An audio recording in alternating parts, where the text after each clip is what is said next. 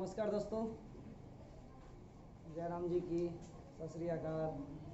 अच्छा देखिए दोस्तों, एक बार फिर हम आपके सेवा में आपके लिए आज का चैप्टर लेकर आए हैं राजस्थान का एकीकरण। देखिए दोस्तों, आज हम बात करेंगे राजस्थान का एकीकरण। आज हम किसके विषय में बात करते हैं? राजस्थान के एकीकरण के विषय में बात करेंगे। आप लोगों को सबसे पहले समझना है कि राजस्थान के एकीकरण की जब हम बात करते हैं तो राजस्थान का जो एकीकरण है यह कितने चरणों में पूर्ण हुआ। राजस्थान का जो एकीकरण है ये कितने चरणों में पूर्ण हुआ? तो राजस्थान का जो एकीकरण है यह 7 चरणों में पूर्ण हुआ। कितने चरणों में पूर्ण हुआ? 7 चरणों में पूर्ण हुआ। राजस्थान के जब एकीकरण के विषय में हम बात कर रहे हैं तो सबसे पहले आप लोगों को याद रखना है कि राजस्थान का जो एकीकरण है, इस एकीकरण का जो बीजारोपण है, राजस्थान के एकीकरण का बीजारोपण कब हो गया था? 1939 में। यानी राजस्थान के एकीकरण का जो बीजारोपण है, राजस्थान का एकीकरण का जो प्रारंभ है ना, इस राजस्थान के एकीकरण की जो नींव है वो कब रख दी गई थी? 1939 में ही रख दी गई थी। यानी राजस्थान के एकीकरण का बीजारोपण हो गया 1939 में। 1939 में राजस्थान के एकीकरण का बीजारोपण हुआ और उस समय में हमारे भारत का गवर्नर जनरल कौन था? लिनलिथ गो। ये हमारे भारत का क्या था उस समय में? गवर्नर जनरल था। तो भारत के गवर्नर जनरल लिनलिथ-गो के वक्तव्य के अनुसार, वक्तव्य यानी कि राजस्थान का, यानी ये क्या था? हमारे भारत का गवर्नर लिनलिथ-गो। इसे भारत के गवर्नर लिनलिथ-गो ने क्या किया? यानी रियासतों का सामूहिकीकरण, रियासतों का सामूहिकीकरण। तो सामूहिकीकरण जो है, रियासतों के सामूहिकीकरण को लेकर के इसने अपना वक्तव्य दिया और इस वक्तव्य के तहत क्या हुआ? हमारे राजस्थान के अंतर्गत रियासतों के एकीकरण या राजस्थान के एकीकरण के लिए क्या हुआ? बीजारोपण हुआ। अब देखिए इसके बाद हुआ क्या? यानी कि ब्रिटिश के अंतर्गत या ब्रिटेन के अंतर्गत जुलाई 1945, जुलाई 1945 और जुलाई 1945 को कहां पर? ब्रिटेन में। जुलाई 1945 को ब्रिटेन में क्या हुए? चुनाव हुए और इन चुनावों में किसकी? मजदूर दल की सरकार बनी। मजदूर दल की क्या बनी? मजदूर दल की सरकार बनी। और जब मजदूर दल की सरकार बनी, इस मजदूर दल की जो सरकार है, इस मजदूर दल की सरकार का एक नया प्रधानमंत्री आया जिसका नाम था क्लीमेंट एटली। क्लीमेंट एटली। तो क्लीमेंट एटली क्या बना? प्रधानमंत्री बना। तो क्लीमेंट एटली इन चुनावों में क्या बन गया? प्रधानमंत्री बन गया। कहाँ का प्रधानमंत्री बन गया? ब्रिटेन का प्रधानमंत्री हुआ। ब्रिटेन का जैसे ही क्लीमेंट एटली ब्रिटेन का प्रधानमंत्री बना तो इसी क्लीमेंट एटली पर दबाव आने लगा। किसको लेकर? भारत की स्वतंत्रता को लेकर। और भारत की स्वतंत्रता के लिए इसने 20 फरवरी 1945 को एक वक्तव्य दिया कि हम लोग भारत को जून 1948 तक क्या कर देंगे? आजाद कर देंगे। तो अब इसने वक्तव्य दे दिया ब्रिटेन की संसद में कि जून 1948 तक भारत को क्या कर दिया जाएगा? आजाद कर दिया जाएगा। इसके बाद क्या हुआ? यहाँ वायसराय चेंज कर दिया गया और जून 1947 में एक नया वायसराय बनाया गया। कौन बनाया गया? एक नया वायसराय बनकर आया और जो नया वायसराय बनकर आया वो कौन आया? माउंटबेटन आया। अब भारत का वायसराय कौन बना? माउंटबेटन। तो अब वायसराय तो कौन था? माउंटबेटन। क्या बन गया? वायसराय बन गया। अच्छा देखिए, इसके बाद जब बात करें हम लोग राजस्थान के एकीकरण के विषय में बात कर रहे हैं, तो आप लोगों की समझ में आना चाहिए कि जब ऐसे बीजारोपण तो हुआ राजस्थान का कब 1939 में, किसके वक्तव्य के अनुसार, लेनिनको के अनुसार हुआ। 1945 में ब्रिटेन का नया प्रधानमंत्री आ गया, कौन, क्लीमेंट एटली। आपकी समझ में आना चाहिए कि अब जब भारत राजस्थान का एकीकरण हुआ उस समय में भारत का वायसराय कौन था, लॉर्ड माउंटबेटन था। और जब राजस्थान का एकीकरण हुआ उस समय में ब्रिटेन का प्रधानमंत्री कौन था, तो क्लीमेंट एटली था। अच्छा देखिए, तो भारतीय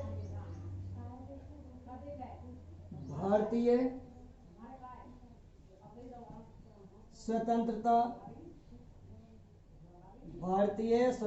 अधिनियम, भारतीय स्वतंत्रता अधिनियम 1947 की धारा 8, ये सबसे खतरनाक है। भारतीय स्वतंत्रता अधिनियम 1947 की धारा कौन सी, 8। इसमें धारा 8 में लिखा हुआ था कि जो भारत की देशी रियासतें हैं, कौन, भारत की देशी रियासतें भारत और पाकिस्तान के समान आजाद हैं। इसके अंतर्गत क्या लिखा हुआ था कि जो देशी रियासतें हैं, ये देशी रियासतें भारत और पाकिस्तान के समान क्या हैं, ये आजाद हैं। तो जिस प्रकार से भारत और पाकिस्तान दो स्वतंत्र देश हैं, उसी प्रकार से ये जो देशी रियासत हैं, ये भी क्या है, भारत की स्वतंत्रता के समान क्या है, ये आजाद हैं, ये भी समान है, ये भी स्वतंत्र हैं। ये किस में लिखा हुआ था, धारा 8 में लिखा हुआ था। भारतीय स्वतंत्रता अधिनियम 1947 की धारा कौन सी, 8, इसमें लिखा हुआ था। अभी क्या हुआ, भारत को पूरी तरह से तोड़ने का प्रयास किया गया, पूरी तरह से तोड़ने के कगार पर ये लाइन क्या कर दी, उस धारा 8 के अंतर्गत डाल दी गई। लेकिन देखिए 5 जुलाई 1947 को, कब, यानी कि देखिए हम बात कर रहे हैं, तो यहाँ क्या हुआ, 6 से लेकर के 8 अगस्त, कहने का मतलब ये हुआ 6 अगस्त से लेकर के कब तक, 8 अगस्त तक। तो देखिए 6 अगस्त से लेकर के 8 अगस्त तक क्या हुआ, श्रीनगर के अंतर्गत बैठक हुई। कहाँ पर, श्रीनगर बैठक हुई। जम्मू कश्मीर के अंतर्गत एक शहर है, जम्मू कश्मीर की एक राजधानी है जिसका नाम क्या है, श्रीनगर। तो जम्मू कश्मीर की राजधानी या जम्मू कश्मीर के शहर श्रीनगर में 6 अगस्त से लेकर 8 अगस्त तक क्या हुई, एक बैठक हुई। और 6 अगस्त से लेकर के 8 अगस्त तक जब बैठक होती है, इस बैठक में ये फैसला लिया गया कि देशी रियासतें इन दोनों देशों के समान स्वतंत्र तो रहेंगी, लेकिन वही देशी रियासत स्वतंत्र रहेगी जिस देशी रियासत की आबादी कितनी होगी, 10 लाख होगी। जिस देशी रियासत की आबादी कितनी होगी, 10 लाख होगी, और उसकी वार्षिक जो आय होगी, उस देशी रियासत की वार्षिक आय कितनी होनी चाहिए, 1 करोड़ होनी चाहिए। यानी वही देशी रियासत स्वतंत्रता का अस्तित्व रख सकती है, भारत और पाकिस्तान इन दोनों देशों के समान, जिसकी आबादी कितनी होनी चाहिए, 10 लाख होनी चाहिए, और जिसकी वार्षिक आय कितनी होनी चाहिए, 1 करोड़ होनी चाहिए। तो वार्षिक आय 1 करोड़ होगी और उनकी जनसंख्या कितनी होगी, 10 लाख होगी। वही जो देशी रियासत होगी, वही क्या कर सकती है, इन दोनों के समान क्या रख सकती है, अपना अस्तित्व रख सकती है। इसी बात को ध्यान में रखते हुए तो हुआ क्या, 5 जुलाई 1947 को। अच्छा देखिए, हम लोग बात करें राजस्थान के एकीकरण के विषय में। राजस्थान के एकीकरण में का बीजारोपण 1939 को लेनिनको के वक्तव्य के अनुसार हुआ। जुलाई 1945 में ब्रिटेन के अंतर्गत मजदूर दल की सरकार बनी और क्लीमेंट एटली ने 20 फरवरी 1945 को ये संसद में घोषणा कर दी कि जून 1948 तक भारत को क्या कर दिया जाएगा, आजाद कर दिया जाएगा। माउंटबेटन क्या था, लॉर्ड माउंटबेटन वायसराय था उस समय, और भारतीय स्वतंत्रता की धारा अधिनियम 1947 के तहत धारा कौन सी, 8 में लिख दिया गया, देशी रियासतें भारत और पाकिस्तान के समान क्या रहेंगी, आजाद रहेंगी। लेकिन यहाँ इन देशी रियासतों की जो स्वतंत्रता है उसमें क्या हुआ कि श्रीनगर के अंतर्गत 6 अगस्त से 8 अगस्त के मध्य में श्रीनगर में बैठक हुई, जिसमें यह निर्णय लिया गया कि स्वतंत्रता जो आबादी रहेगी, देशी रियासत जो स्वतंत्र रहेगी वही रह सकती है जिसकी आबादी 10 लाख हो और उसकी वार्षिक आय कितनी होनी चाहिए, वार्षिक आय 1 करोड़ होनी है।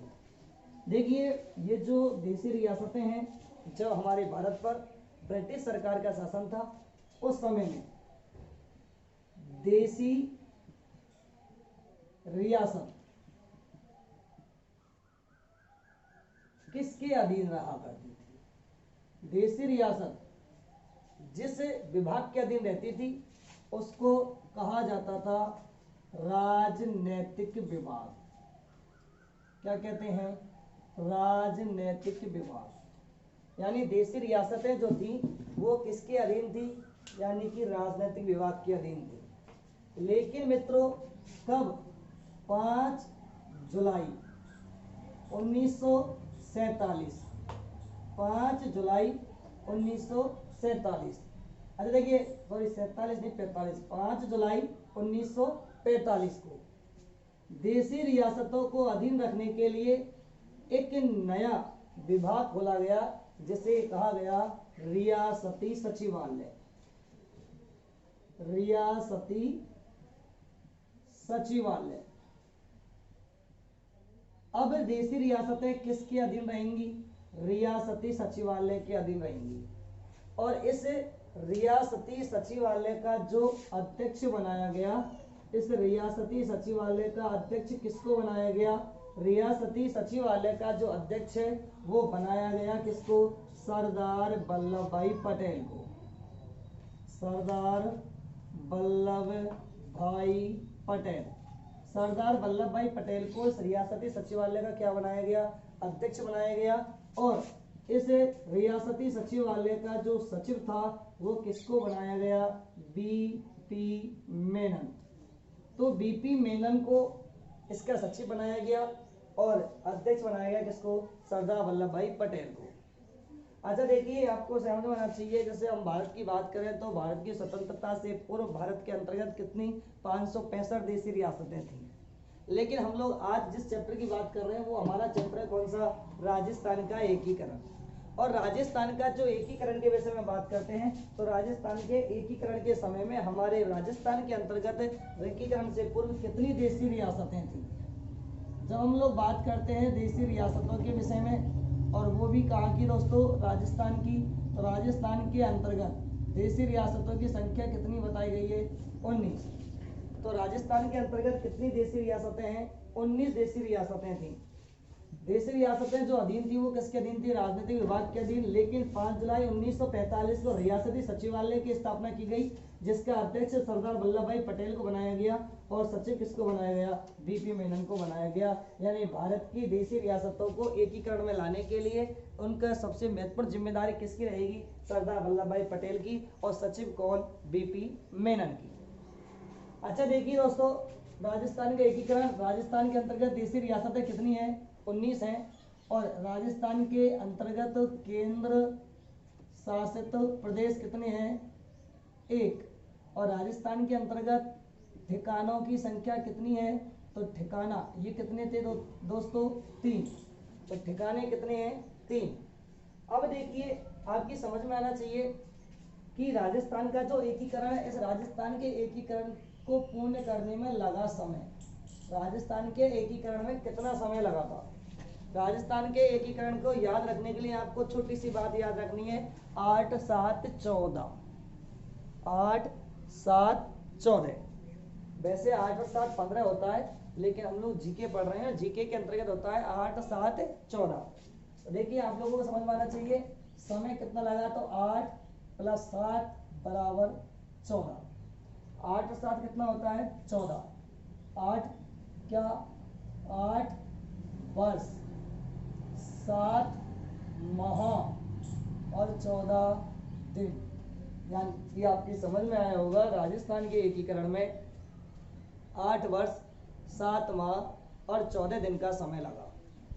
8 वर्ष 7 माह और 14 दिन का समय लगा। अब देखिए, राजस्थान के एकीकरण की बात कर रहे हैं, आपकी समझ में आना चाहिए कि राजस्थान का जो एकीकरण है, इससे पूर्व जब हम बात करते हैं रियासतों के विषय में, तो आपको याद होना चाहिए राजस्थान की सबसे प्राचीन रियासत कौन सी है? सोचिए और आंसर देने की कोशिश कीजिए। अच्छा देखिए, अगला पूछा जाए, राजस्थान की सबसे धनवान रियासत कौन सी है?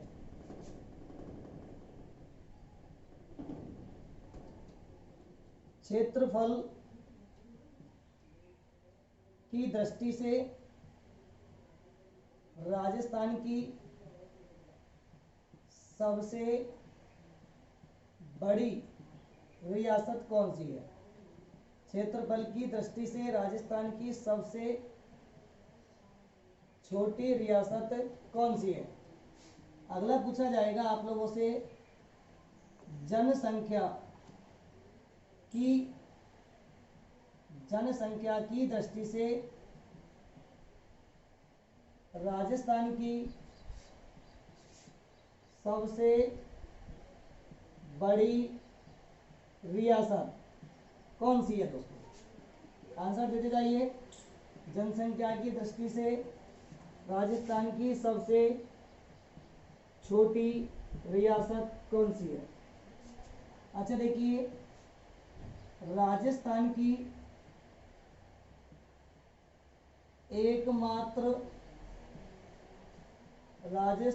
एकमात्र मुस्लिम रियासत कौन सी है? अच्छा देखिए, राजस्थान की जाट रियासत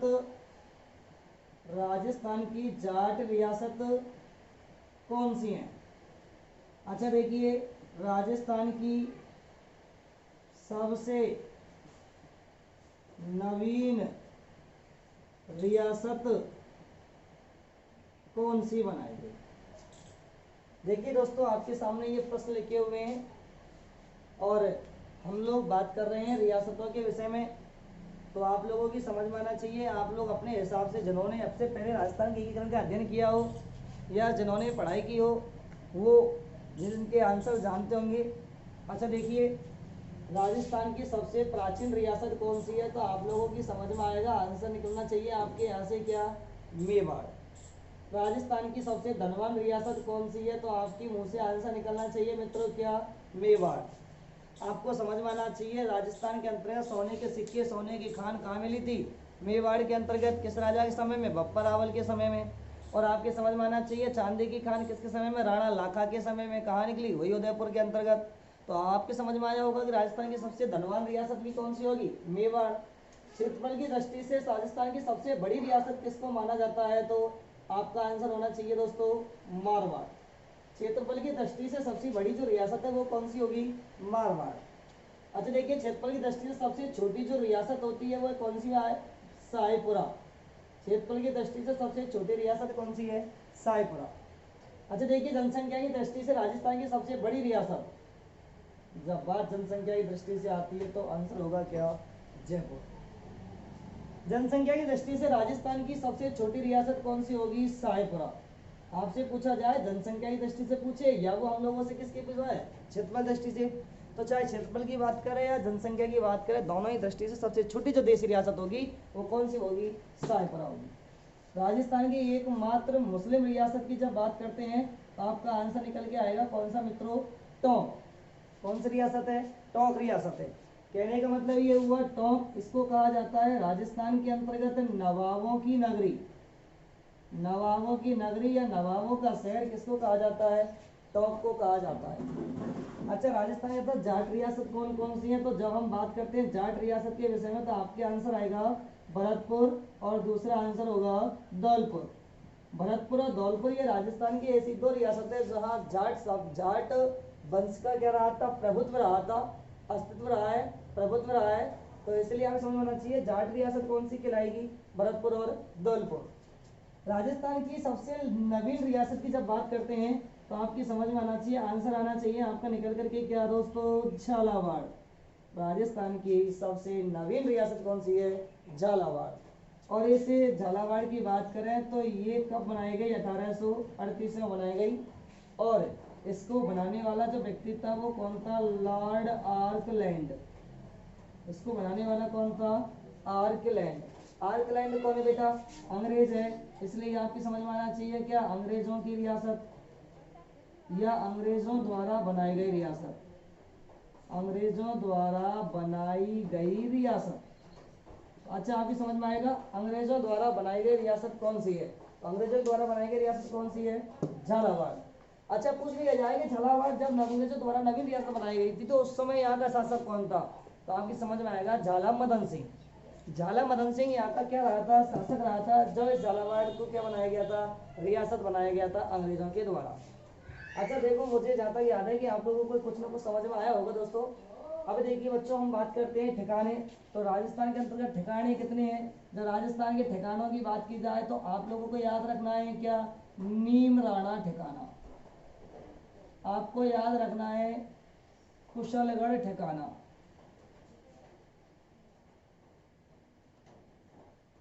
आपको याद रखना है लावा ठिकाना।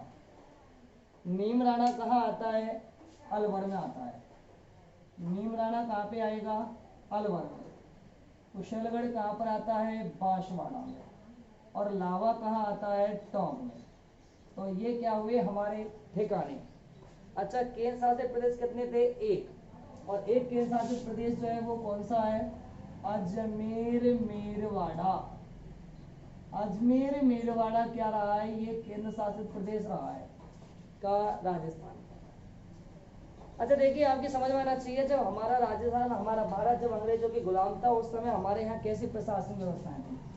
तो हमारा जो प्रशासन चलता है वो कहाँ से चल रहा था? ब्रिटेन की सरकार, ब्रिटेन सरकार क्या कर रही थी? हमारा प्रशासन चला रही थी। ब्रिटेन सरकार ने एक व्यक्ति को नियुक्त किया जिसे कहा गया था क्या? गवर्नर। इसी को कहा जाता था गवर्नर जनरल। और बाद में इसी को कहा गया मित्रों क्या? वायसराय। वायसराय के अधीन एक व्यक्ति होगा जिसको कहा जाएगा क्या मित्रों? एजीजी। और एजीजी के अधीन एक व्यक्ति होता है जिसको कहा जाता है पीए। पीए क्या काम करेगा? राजा का ध्यान रखेगा। ये हमारे राजस्थान के अंतर्गत या हमारे भारत के अंतर्गत चलाई जाने वाली ब्रिटिश सरकार की नीति थी। ब्रिटिश सरकार शासन चला रही है। भारत को नियंत्रण करने के लिए, भारत देश को नियंत्रण करने के लिए एक व्यक्ति को नियुक्त किया भारत में जिसका नाम रखा गया गवर्नर। उसका पद कौन सा था? गवर्नर का पद दिया गया। इस गवर्नर ने क्या किया? एक एजीजी को नियुक्त किया। और एजीजी कहाँ होता था? केंद्र शासित प्रदेश में होता था। केंद्र शासित प्रदेश में बैठा करता था कौन? एजीजी। इसको कहा जाता है एजेंट टू गवर्नर जनरल। यानी ये गवर्नर जनरल का कौन था? एजेंट था। ये कौन था? एजेंट था, इसीलिए इसको कहा जाता है एजेंट टू गवर्नर जनरल। अच्छा ये कौन है? पीए। पीए को कहते हैं पॉलिटिकल एजेंट। Political agent. तो ये कौन है? पॉलिटिकल एजेंट है। अच्छा ये पॉलिटिकल एजेंट का क्या काम था? पॉलिटिकल एजेंट का काम है कि ये किसका ध्यान रखेगा?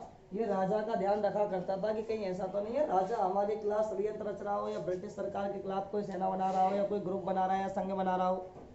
इसे रोकने के लिए क्या बना नियुक्त किया गया? पॉलिटिकल एजेंट पीए नियुक्त किया गया। तो जहाँ तक दोस्तों आपकी समझ में आया होगा कि ब्रिटिश सरकार, उसके अधीन होगा गवर्नर जनरल, पूरे भारत का ध्यान रखेगा। ये इसको सूचना देगा AGG, agent to governor general. और इसका ध्यान रखेगा कौन? पीए। पीए किसे ध्यान रखता था? राजा का। और ये राजा की बारे कोई गतिविधियां होती है उसकी सूचना किसको देता? एजीजी को। एजीजी किसको देगा? वायसराय को। और वायसराय किसको देता? ब्रिटिश सरकार को। अब देखिए दोस्तों आपकी समझ में आया होगा राजस्थान की सबसे प्राचीन रियासत कौन सी है? मेवाड़। राजस्थान की सबसे धनवान रियासत मेवाड़। क्षेत्रफल दृष्टि से सबसे बड़ी रियासत मारवाड़। क्षेत्रफल दृष्टि से सबसे छोटी रियासत साईपुरा। जनसंख्या की दृष्टि से राजस्थान की सबसे बड़ी रियासत कौन सी है? जयपुर। जनसंख्या दृष्टि से सबसे छोटी रियासत कौन सी है? साईपुरा। राजस्थान की एकमात्र मुस्लिम रियासत कौन सी है? टोंक। राजस्थान की जाट रियासत कौन सी है? भरतपुर और धौलपुर। राजस्थान की सबसे नवीन रियासत कौन सी है? झालावाड़। 1838 आर्कलैंड द्वारा यानी अंग्रेजों द्वारा बनाई गई रियासत कौन सी है? झालावाड़।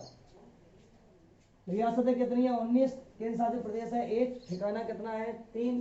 नीमराणा, कुशलगढ़ और लावा। देखिए दोस्तों हम बात कर रहे हैं कि राजस्थान के एकीकरण के विषय में। और राजस्थान का जो एकीकरण हम पढ़ेंगे केवल 4 लाइन राजस्थान का एकीकरण पूर्ण। मैं केवल आप लोगों के लिए 4 लाइन ऐसे लिखूंगा जो आप लोगों को याद रखनी है। उसके बाद में आपके राजस्थान के एकीकरण का 75% जो मैटर है वो एक साथ में क्लियर हो जाएगा मात्र केवल 4 लाइनों पे। देखिए कैसे करते हैं। अच्छा देखो, आपको याद रखनी है क्या,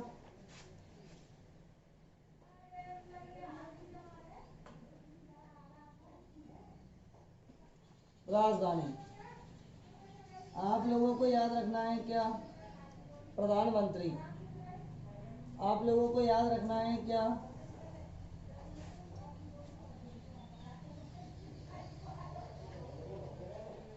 उद्घाटनकर्ता। और आपको ही याद रखना है क्या,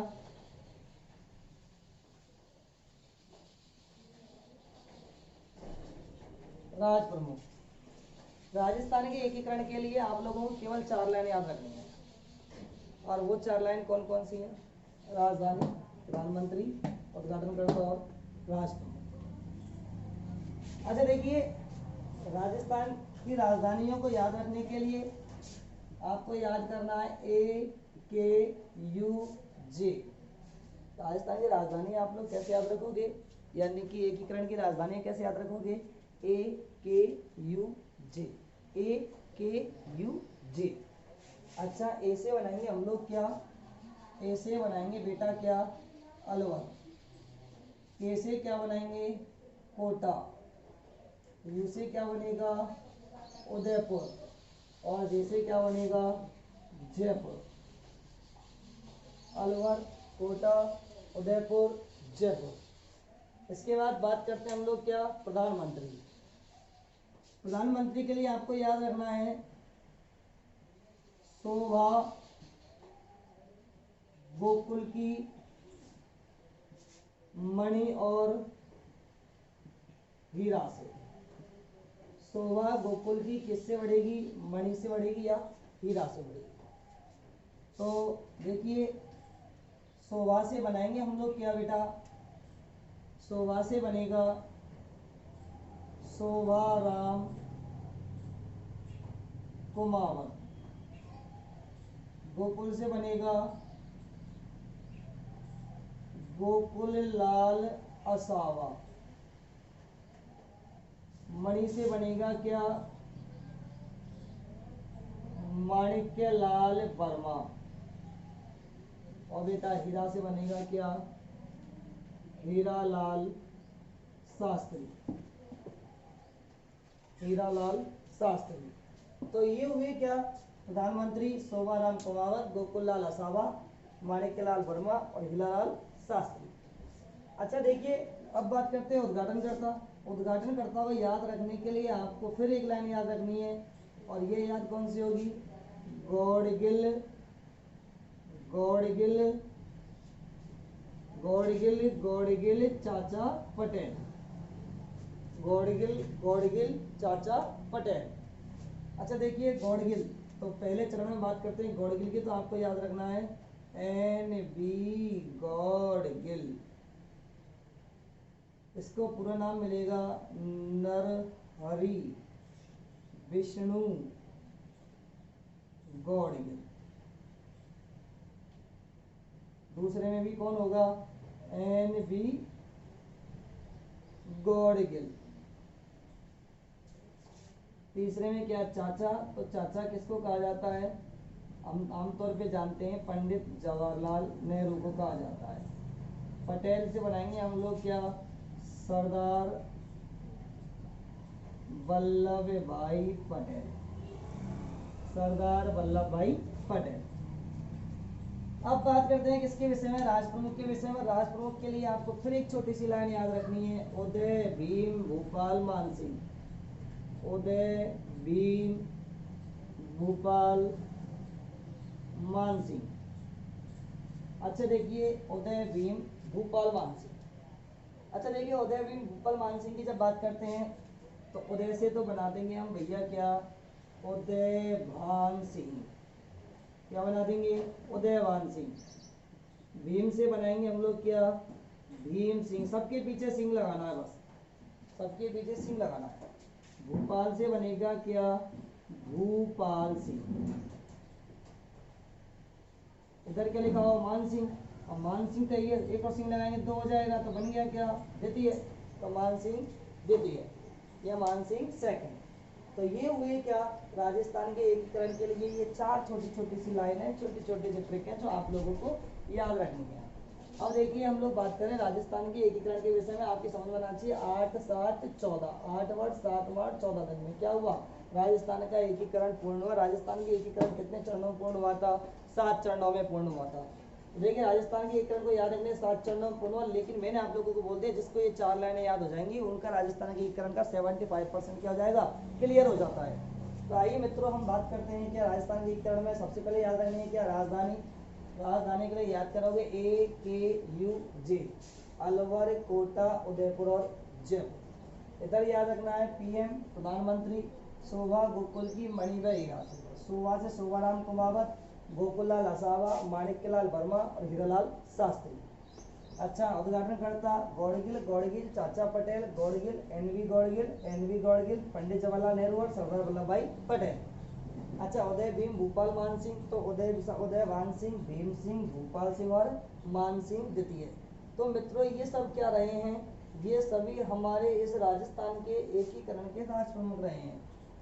अच्छा, ये चीज क्लियर हो जाती है हम लोगों की। लेकिन आप लोगों से अगर पूछा जाए राजस्थान का जो एकीकरण है, राजस्थान के एकीकरण का श्रेय किसको जाता है, राजस्थान के एकीकरण का श्रेय किसके पास जाता है, और गलती से पूछ लिया जाए राजस्थान के एकीकरण का पूर्ण श्रेय किसको जाता है, तो आपकी समझ में आना चाहिए राजस्थान के एकीकरण का जो श्रेय है वो किसको जाएगा।